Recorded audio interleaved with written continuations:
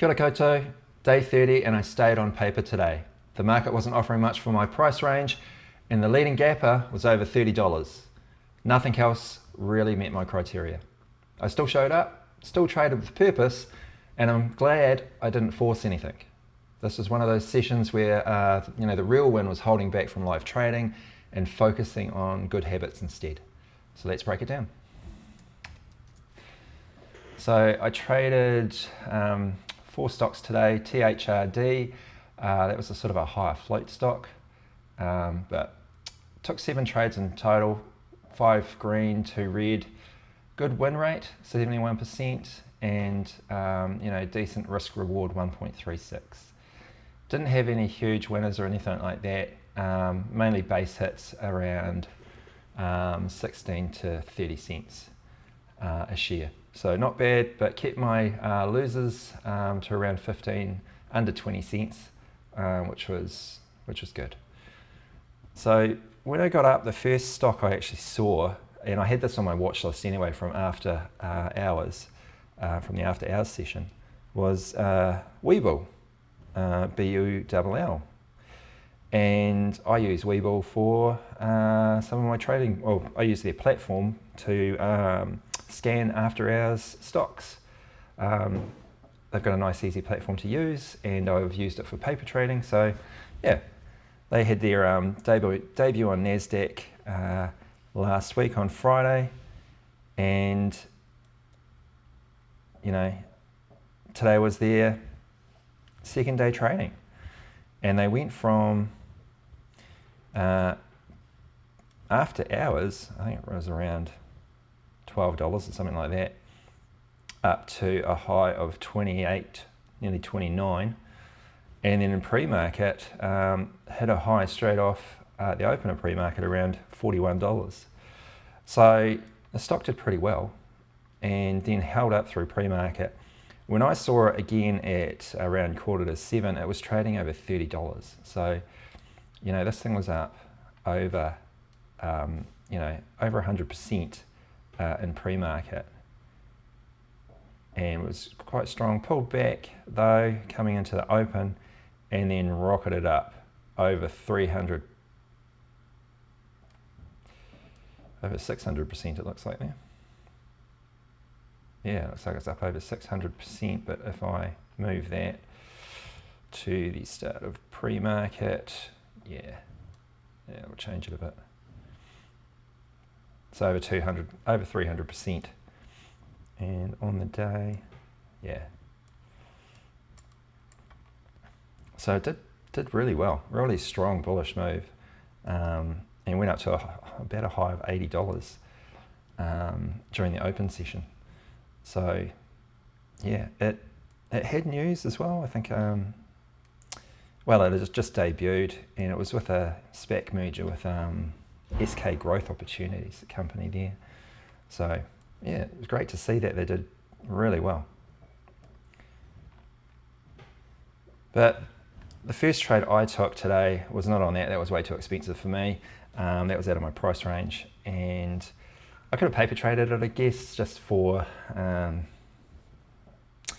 maybe looking at those higher price stocks and how they move. But I'm guessing it would have had wider spreads and that sort of thing. I didn't really look at it much during the pre-market session. But during that price range, I'd expect it to have wider spreads of around 40 to 50 cents. And that's, for me, that's a higher risk when you're looking at, it range moving from, change that back to the price, ranging from 37, down to $34, the $3 range on it.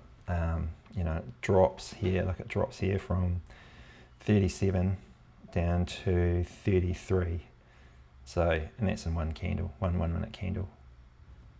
36.50 down to 33.60, and then sort of held around 35. So, they're big drops on these higher price stocks with a wider spread on them. So I didn't trade that. I traded THRD was my first trade. I'll bring up the video here. I've got that locked in.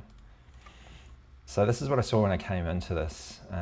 Here, it had pushed up to 494 and pulled back. A lot of bottoming tails here as well, buying up. So I thought I would buy in here around 480, 481. So it broke sort of up there a bit. Wasn't the best entry confirmation wise, you know, and I could have bought a bit lower, although it only would have been 4 cents or something like that. But yeah, but really the confirmation buy was in this candle here. Sorry, bring it up here. It was probably in that candle there where it broke over that first green candle there. So that was really the confirmation where I should have bought in, and then held for the break of $5. So this trade was around the idea that I'd buy in around the support level or the confirmation of the break, first green candle there, and look for the breakthrough $5. So I did have news on the day. I'm not sure how good that news is actually. Announces plan of dissolution with payout between 246.6 million and 255 pending stockholder approval. Don't know how good that news is, but anyway, it seemed to work. So as it broke up through here and it broke that level there, I decided to take my profit at $4.94. I'll just pause there for a second. So yeah, I got out there at about 4.94. It did push through 5 and then broke up to 5.05, but then it struggled and went sideways for pretty much, oh no, it broke through to 5.10, that's right, and then it went sideways for a while, I think, during pre-market. So that was my first trade on THRD. My next trades were on AREB. So AREB has popped up a couple of times recently. It didn't have any news that I could really see. I think it had someone on Friday, so it's a bit of a continuation stock from last week. But it was moving, and it did have a bit of a wider spread as well, but when it had the volume, the spread sort of tightened up a bit. So this has broke through VWAP here and grinded its way up. I didn't see it until it sort of came up here, up above like 20% on the scanner. So I'll just push play here. So I jumped in here on the micro pullback at $8 on the whole dollar, looking for it to hold $8 and then push back to the high, and that's where I took my profit there. So I basically just, yeah, I was like, as soon as it pushed up there and I was like out, and I got I ended up taking it at $8.20, so 20 cents per share, sort of scalp there. And then it pulled back to VWAP, and really this is the backside of the move. But it was buying up on this bottoming tail here. So I was sort of buying up here, bringing it back up to VWAP, and I thought I'm going to take for a quick scalp up here, and that's what I did. Jumped in there at about 760 and was a quick scalp exit at the top here at around 794. Had a high of 799, I think, $7.99, $8. On the ask, I think it was only $7.99 actually. But yeah, that was my second trade on AREB. Bit riskier. I probably wouldn't have taken those live trading, really. They're low volume sort of stock. Not exactly the leading gap gainer either on the day. There were definitely stocks that were moving that were higher on the scanner. SGN was one, but that was too low price for me, under $2. I didn't want to trade that. THRD I traded, and that was now going sideways, so I wasn't looking at that anymore. I had them on side charts, and KIDZ was like the next leading gapper after BULL when I got up, but it was just trending down, and I don't think it recovered at all or rallied really back over VWAP. So that stock just declined over the session, and I never really looked at it. Next trade I took was on VERV. VERV was where is it? Yeah, so this is THRD, and it's just sort of ranging between 490 and 510, 509, 507, so it's just sort of going sideways. So I didn't want to get involved with that. AREB popped again, but didn't take that trade. And then I put some technical lines in here for technical analysis for AREB. It's looking like it was trending down, starting to trend down. So VRV popped up here, and that was the entry really there. I missed the entry. So I missed the entry, which was around this level here. There's a nice pullback here. You can see that that next candle that develops, it pulls back, and that would have been a nice entry there on a micro pullback on the 10-second chart around here, and sorry, around this level here on the 10-second chart. But I got in late.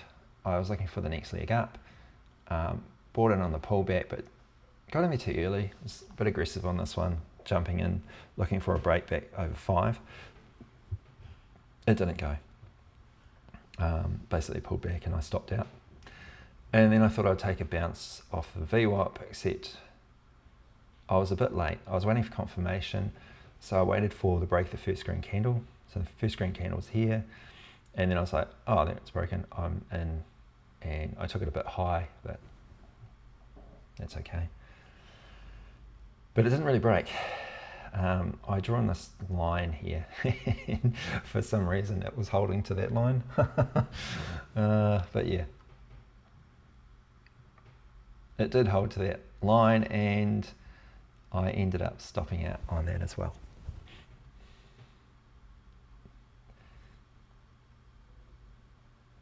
Yeah, so now I'm like, no, if it breaks below VWAP, I'm out of that trade.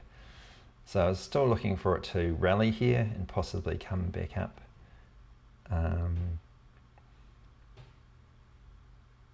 But it didn't, and it hit my stop, and I took that and stopped out. So what I think I like about doing sort of the boxes on here, and this is what I should apply to my live trading as well, is actually draw in the where I want my stops to be, and then it really is oh yeah, I've marked it out where I should stop out, and then that's when I stop out. The problem with when I trade live, I don't put those in. I don't draw those boxes. I don't draw my plan or anything like that. I have it in my head, but then often my head goes, oh no, I'll just let it ride a little bit longer, and it'll rally, and then I get myself in trouble. So maybe I should start doing that in my live trading, is actually draw my stops in, and then when it hits that, that's out, I'm out, that's it, and abide by those rules. And then it's a bit more of a reinforcing where I should be getting in and out. And also it's good practice to actually, draw in where my stops should be, and getting that right as well.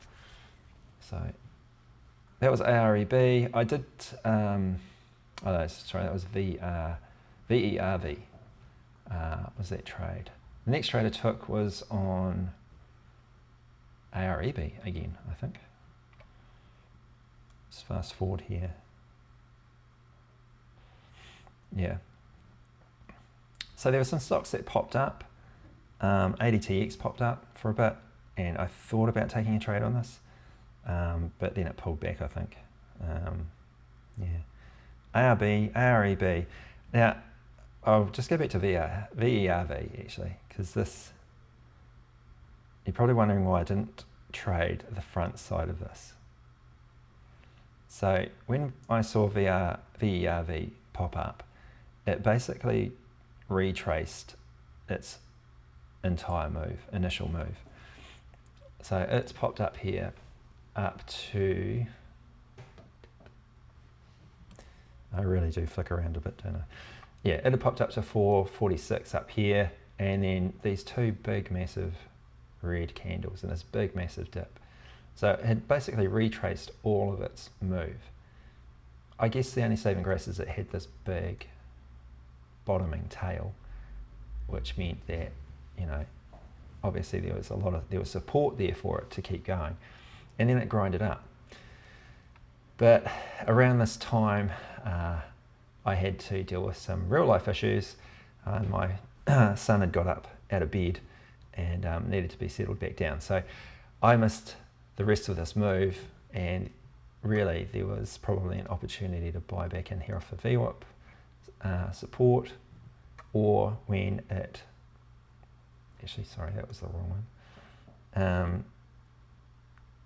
Yeah, this one here. So it's like, it's quite a big pullback.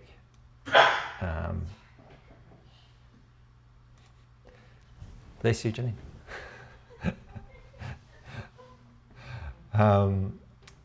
Yeah, so it's made this good move here. It's pulled back.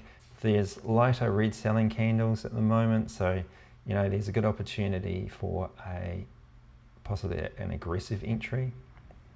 I'm back here at the moment, obviously, because I'm marking out stuff. But I didn't really think VRV was going to go much further. I thought it pulled back and wasn't going to break back up through that level, and it did. Look at that break. And then this was, you know, this was possibly where the entry was here on that pullback. And yeah, so that would have been the entry there on the micro pullback as it broke and came back down, and then broke back through to hit 486, and that would have been the exit up here. But I missed all that. I thought it was going to go again, so I marked out. I jumped in here to look for that next leg higher. It didn't. I was in quite high, so I ended up getting stopped out on the bottom of that red candle. Well, actually, when it broke down past that red candle. So the next trade was on AREB.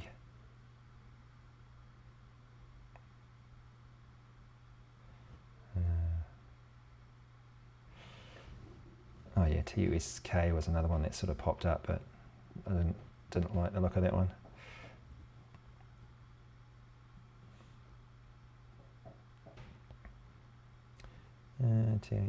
Here we go. So I kind of missed AREB breaking through the VWAP here. It had come up and tested it prior and not been able to really hold that level and break through. Pulled back and then sort of grinded up and then broke through with volume. You can see here that volume on this bar is huge, and that's sort of what you're sort of waiting for, is that volume to come in when it breaks through. I decided here that I would take a quick trade on this again and looked for a entry. So as it pushed up here and pulled back around the $8 mark, I jumped in just above that $8 mark, around 18. On the 10-second chart, you can see here there's just a slight pullback in that range there. So I sort of jumped in when it was sort of pulling back there, and took a quick exit as it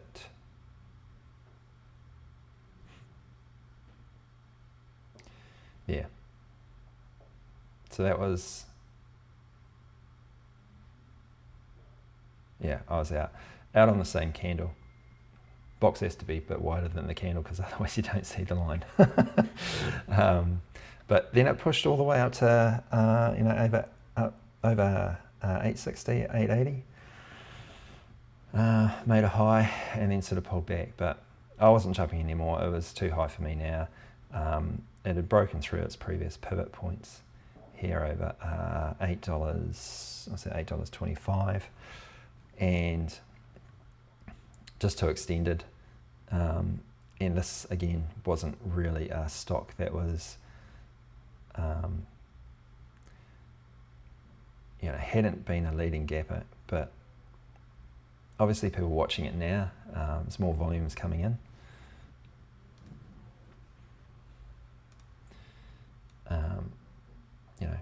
Just more and more volume coming in on the stock.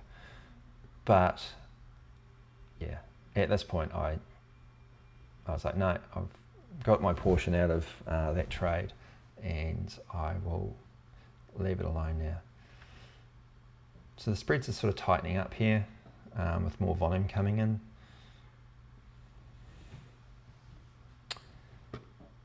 Yeah, it does actually go further. I think it went over $9, $9.45 at the open or something like that. So it pushed, but it had that big pullback down to $8 again and held around the $8 mark. So that's sort of a key level for it. Held that support there around $8, and possibly here was an entry again. Not probably a really, it did work. The entry, bit of a doji candle there, probably a bit of a sign of reversal on it, but actually, so this green candle here is a doji, so looking at a reversal there, a bit of an incision between buyers and sellers, and then when it broke through over that candle, that could be a confirmation of buying in for a quick scalp, and went 25 cents or so. But it's and you see the MACD here is holding as well. It hasn't quite crossed yet, and if it breaks higher here, then the MACD will go back and be in the positive again. But I did not trade that. I pushed up to 887.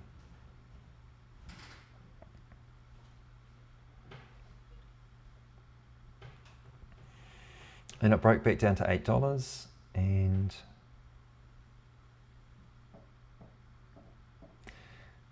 then pushed from the VWAP again. And coming into the open,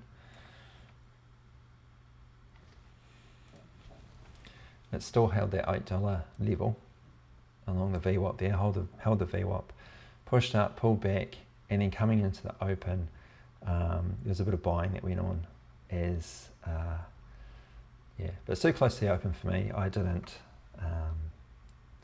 want to take a trade here, although there was probably an entry here again, here, or when it broke that first green candle, or when it broke that pivot point there, entry there as well. Coming up to here, it did break, and that's a higher risk entry there, the break of this pivot point here. But going into the open, I generally don't try to hold stocks into the open now. I've had too many reverse on me, and unlike this one actually went up, it hasn't gone that far really, and it's struggling, and most of them do what this stock actually did and reverse and dump down that way. So which is pretty much what it did. It reversed and then dumped. My last trade was on THTX. This is kind of thickly traded, and I probably jumped into this a little bit early as it hadn't really confirmed. But I was looking at it thinking, well, it's pushed up towards its high, pre-market high. I'm going to look through for the break of that pre-market high. I got in early on the pullback. I really could have probably waited for a bit more confirmation that it was going to go back up as it pulled back, but there's some buyers coming in. I did put my stop in as well, just in case, but I marked out where I wanted my stop to be, but this is where it sort of confirmed. But that topping tail is a bit of a worry. And you can see on the ask, you know, there was some big orders there on the ask. But it's buying up through them. And it did take a while for this to resolve too, this trade. So it was either going to resolve down here to my stop or up around here for my to take profit. It is making higher lows, so that is a positive, but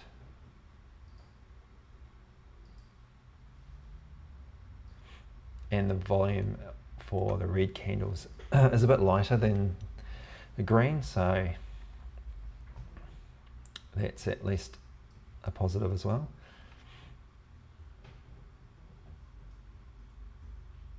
And sometimes when they're a bit extended like this on the pullback, or it's sort of consolidating, going sideways a little bit, it'll come down to the 9 EMA, and there's actually a trade that you can take on the bounce of the 9 EMA as well.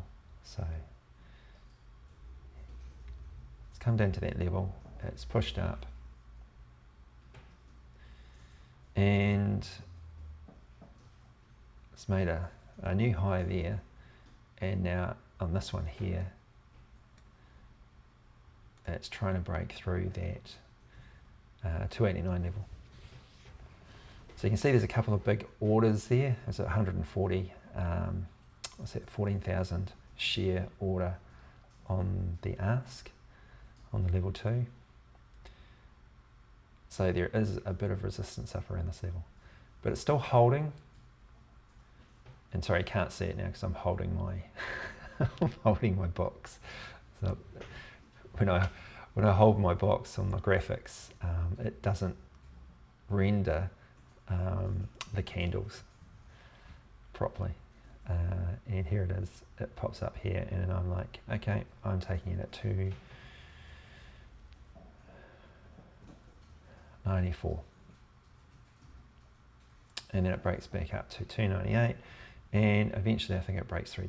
Yeah, hits $3. But I took it at 294. I was happy with that. That was, what was that? That was 19 cents a share. So, where are we? Yeah. So it did push higher, broke up there over $3.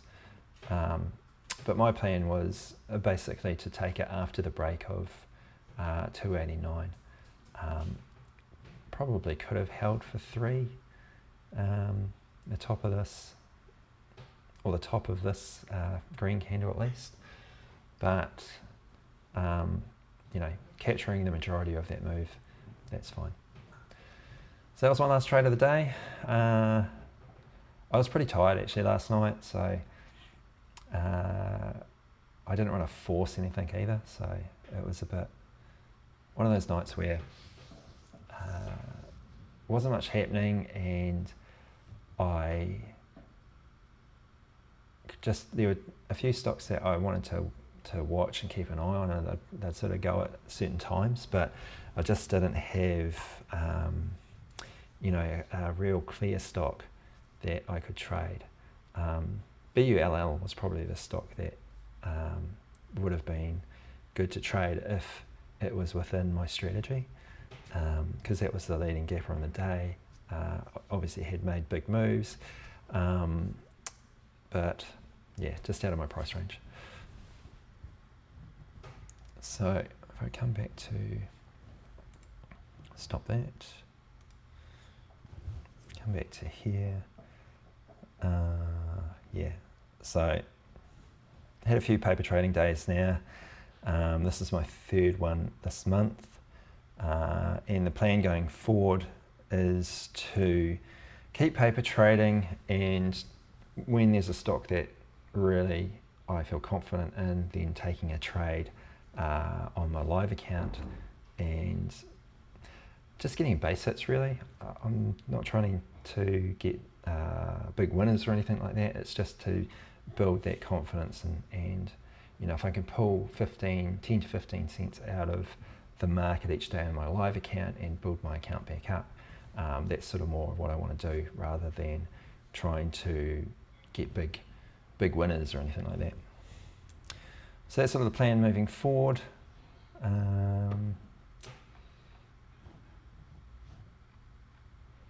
Yeah, and today I did that. You know, in paper anyway, I did well to do some good solid base hits there. Sort of a couple of bigger ones as well. 29 cents, 28 cents a share, which is good. But nothing really there for my live trading. So yeah, so my live account still looking pretty dismal. Still down on the month. In April, you know, over $500 in the red. So it'll take me a while to build that back up again, but I'm just going to take it slowly. So yeah, small green paper day, but more importantly, I stayed disciplined. I almost forced a live trade, but without the setup or the energy, just wasn't worth the risk. These kinds of decisions build the trader I want to be. What do you reckon? Would you have taken that trade live or set it out like I did? Let me know in the comments, and don't forget to subscribe if you're on this journey too. I will see you tomorrow. Hei a popo.